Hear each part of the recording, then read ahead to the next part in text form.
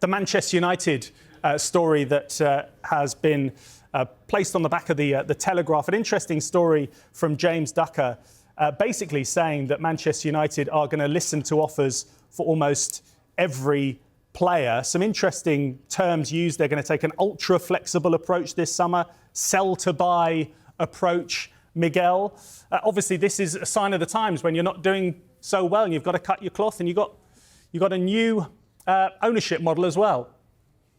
Yeah, it's a good story from James, but also not surprising, just because, I mean, well, look at what happens at Manchester United every week at this point.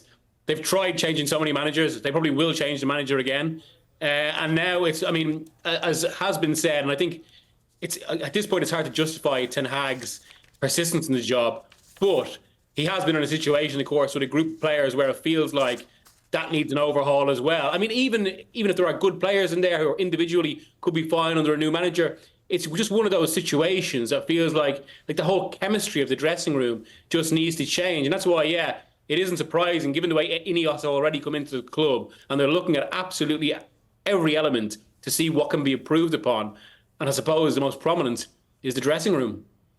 And Martin, obviously, Marcus Rashford is pictured there on the back of the Telegraph. When we're talking about, PSR, financial fair play, etc., that also needs to be factored into the actions that United will take during this next transfer window and maybe this next period, this new period under Ineos. Well, the story says that Garnacho, Menu and Højlund are the three kind of untouchables, if you like. You might say Onana goes with that trio as well. And I guess they might be surprised that players like Bruno Fernandes are now considered sellable. But I guess if you were to say to every football club in the world, is there a price for every player? Well, yes, there will be. But obviously, Man United have to change the dynamics in that side, that dressing room, to improve stuff. So you're looking at the likes of Harry Maguire, Wan-Bissaka, Lindelof, Christian Eriksen, who've got a year left. Then you've got Martial, Evans, Rafael Varane, whose contracts run out. So you're going to have a natural wastage anyway. So this is the ideal time to start doing that. It's when you start talking about players like Bruno Fernandes, would you sell him? And obviously you then come to Marcus Rashford and you say, this is a player who scored 30 goals last season, but this season is struggling again. And we're still waiting for that consistent top-level performer to emerge. And was he now 26? You might have great movement in the transfer market in the summer if Kylian Mbappe does, as we suspect, go to Real Madrid. Does PSG then become an option for Marcus Rashford? Would Man United consider selling him?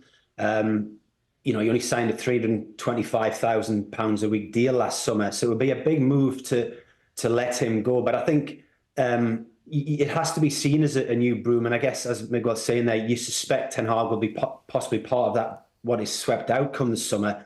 But you need an overhaul in the playing personnel as well to get the fans back on board. They've seen these players fail too many times now. They've seen the players slip further and further behind Manchester City. There isn't a style of play that concede too many shots. They're considered, quite a vulnerable group as well. Gary Neville's called them out quite a lot of times, and you think if there was a stronger characteristic inside the dressing room, would come back fighting, but they don't. This seems like the ideal time now to kind of do that reset that Radcliffe is kind of promising to do. Obviously, Miguel, the picture highlighting Marcus Rashford in particular on one side, Erik Ten Hag on the other. How much influence do you think Marcus Rashford's future, or how much influence do you think Erik Ten Hag's future has on Marcus Rashford's decision to maybe start thinking further than Manchester United? Oh, I think Ineos will make decisions on their own merit. I don't think they'll all be independent in that sense. With Rashford, there have been murmurs all season, of course. United might consider it. Nothing ever confirmed. But the other side of that is as well, Rashford himself looks like someone who could just do with a fresh start, or at least some things to change around him. It does feel like it's got that dysfunctional, and this is actually a massive opportunity for Manchester United. And funny, that's actually the word they are using, I suppose, given the kind of marginal gains culture and all that, and the way the Ineos group speak about it. Opportunity is the word they hear a lot now. People might say that's quite a kind word for the situation, but that's what they're looking at. And for Rashford, maybe too, it's an opportunity either for a different system at United, or a different dressing room, or maybe a different club.